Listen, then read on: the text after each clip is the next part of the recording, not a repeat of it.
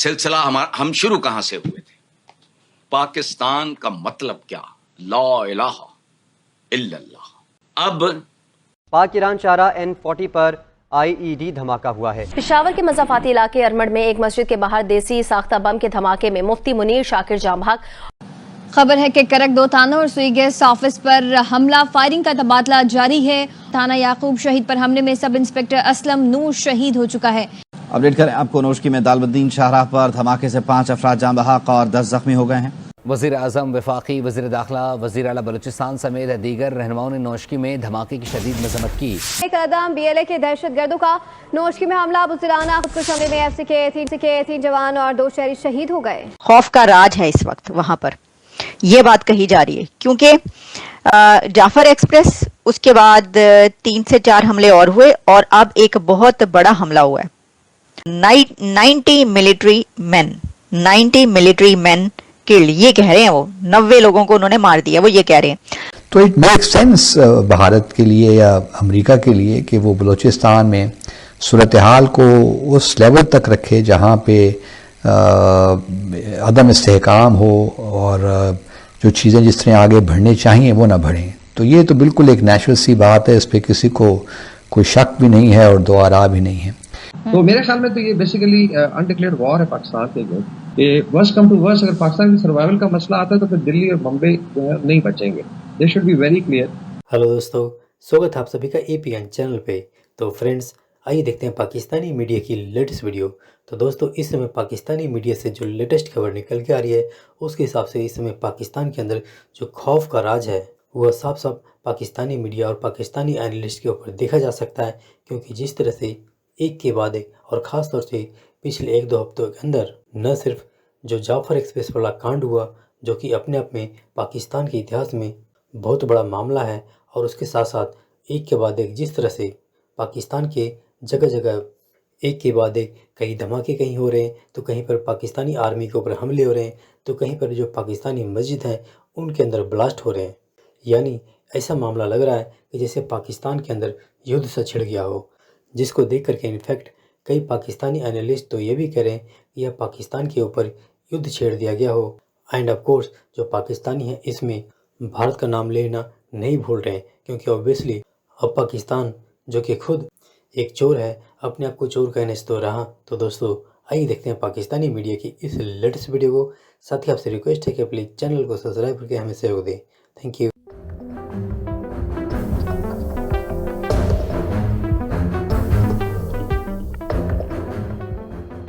Sir, दहशतगर्दी के वाकयात बढ़ते चले जा रहे हैं। इस सूरत हाल में पार्लियामेंट के इजलास की कितनी अहमियत होगी, बताइएगा।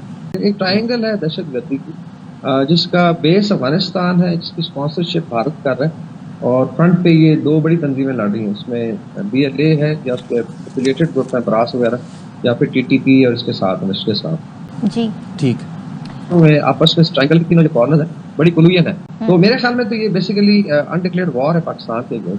लेकिन बीइंग अ मिलिट्री ऑफिसर मेरे ख्याल में जो बेस है उसको अगर से न्यूट्रलाइज करने की जरूरत है, वो कैसे होगा उसका हम डिस्कस करते हैं। अफगानिस्तान को न्यूट्रलाइज कैसे किया, स्पेशली जो रजीम है, तो फिर भारत के हाथ कैसे काटे जाए। I will go up to that level कि जब आपने देखा मीडिया कम्युनिकेशन का कर रहा था, तो पाकिस्तान के पास एक वॉर का ऑप्शन भी है, जो मैं अभी आहिस्ता आहिस्ता इसका आई थिंक जरूरी है कि मेंशन कर दूं कि वर्स्ट कम टू वर्स्ट अगर पाकिस्तान की सर्वाइवल का मसला आता है तो फिर दिल्ली और बम्बई नहीं बचेंगे। They should be very clear. और पाकिस्तान के पास जो ऑप्शन है भारत के अंदर, फिर वो तमाम फॉल्ट लाइन पे खेला जाएगा।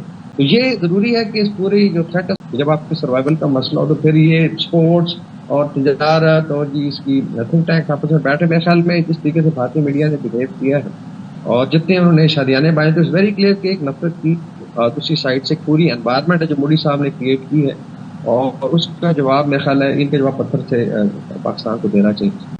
इस पे डेफिनेटली बड़ी स्ट्रेटजी सामने आएगी। और अफगानिस्तान के कुछ अफगानिस्तान से मुतालिक ही मैं पूछ रही थी कि दहशतगर्दों के एक महफूज ठिकाने हैं वहाँ पर, और यही जरूरी है। फिर बेस अगर जो है आप उसको न्यूट्रलाइज करते हैं तो फिर दहशतगर्दी ऑटोमेटिकली खत्म होगी। ना BLA को जगह मिलेगी, ना TTP को। मेरी अपनी प्रेडिक्शन है कि साल के एंड तक शायद तालिबान गवर्नमेंट इस फॉर्म में ना रहे। एक तो ये, दूसरा रीजनल लेवल पे I think Iran, Pakistan, Russia और चाइना बहुत ज्यादा अफेक्टेड भी हैं।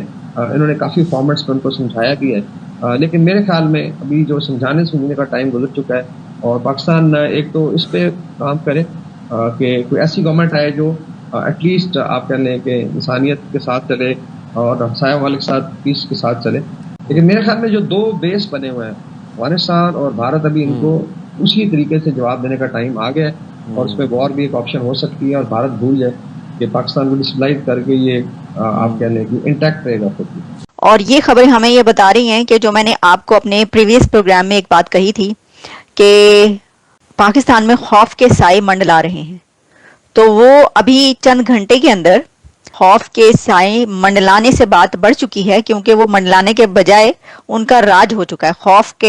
खौफ का राज है इस वक्त वहां पर, ये बात कही जा रही है। क्योंकि जाफर एक्सप्रेस, उसके बाद 3 से 4 हमले और हुए और अब एक बहुत बड़ा हमला हुआ है। तो ये जो हमला है ये मजीद ब्रिगेड ने किया है और Majeed brigade BLA, Balochistan liberation army का नोटिफिकेशन इस वक्त मेरे सामने। नोटिफिकेशन क्या, यानी जो उनकी प्रेस रिलीज, जो उनका मीडिया प्रेस रिलीज निकालता है वो है। लेकिन ये दोनों चीजें बताने से पहले एक और खबर भी सामने आई है और वो ये है कि जो PTV है, जो टेलीविजन है वहां पर, नेशनल टेलीविजन, उस पर हाई अलर्ट जारी कर दिया गया है कि बहुत खतरा है वहां पर। और जो इस वक्त हमले हो रहे हैं जगह जगह, पहले तो सिर्फ TTP जगह जगह फट रही थी, लेकिन अब BLA वाले भी जगह जगह फट रहे हैं, क्योंकि ये जो हुआ है नौशकी अटैक, ये फिदाई अटैक है। तो उसमें जो है वो PTV पर अब एक तो ये कि उसकी जो सिक्योरिटी है उसको ज्यादा कर दिया गया है। और आप सोचें कि अगर कोई नेशनल बिल्डिंग में वहां पर जो इंस्टॉलेशंस हैं उसके अंदर अगर कुछ ऐसा होगा तो वो खबर जो है वो जाफर एक्सप्रेस की तरह ही बड़ी खबर बनेगी। अच्छा, एनीवेज, अभी तो जो इस वक्त हम जिस हमले की बात कर रहे हैं वो नौशकी में हुआ है। नौशकी फिदाई अटैक कहा जा रहा है। उसमें 90 मिलिट्री मैन किल्ड, ये कह रहे हैं वो 90 लोगों को उन्होंने मार दिया, वो ये कह रहे हैं। लेकिन हम दूसरी तरफ का जो फिगर है वो भी आपको बताते हैं कि क्या कहा जा रहा है। अच्छा, इसके अंदर जो इसने किया है, BLA वालों ने इसको जो प्रेस रिलीज निकाली, उन्होंने कहा targeted A convoy of military buses जो हैं उसको उन्होंने, कॉन्वॉय जा रहा था एक, और इस कॉन्वॉय में जो है वो कह रहे हैं कि 8 बसेस थी और जिसमें से एक को कंप्लीटली डिस्ट्रॉय कर दिया गया है। तो एक को, अगर 8 में से सिर्फ एक को आपने कंप्लीटली डिस्ट्रॉय किया तो फिर 90 लोग तो नहीं हो सकते। लेकिन एनीवेज उन्होंने जो फिगर लिखा मैं आपको वो बता रही हूँ। वो इसको फतेह स्क्वाड बोल रहे हैं, जिसने अब, यानी अपने स्क्वाड के नाम देखे उन्होंने कैसे रखे हैं वो। खैर, मैंने ये बताया है कि आपको कि TTP ने जो अपने नए जो ऑपरेशन लॉन्च किया उसका नाम खंदक रखा है। अब ये गज़वा खंदक से नाम लिया, इन्होंने जो है वो फतेह रख दिया। Fateh squad of the BLA advanced and completely surrounded, जो कि another bus and systematically eliminating the military man on board. यानी उन्होंने कहा कि उसके बाद एक को जब तबाह कर दिया, दूसरी बस को जो है वो भी घेर लिया और उसको भी, ये सारी सिचुएशन है। एनीवेज, तो ये सिचुएशन हो चुकी है और ये खुदकुश हमला था। ये इसको कहते हैं वो फिदाई, खुदकुश को वो फिदाई बोलते हैं।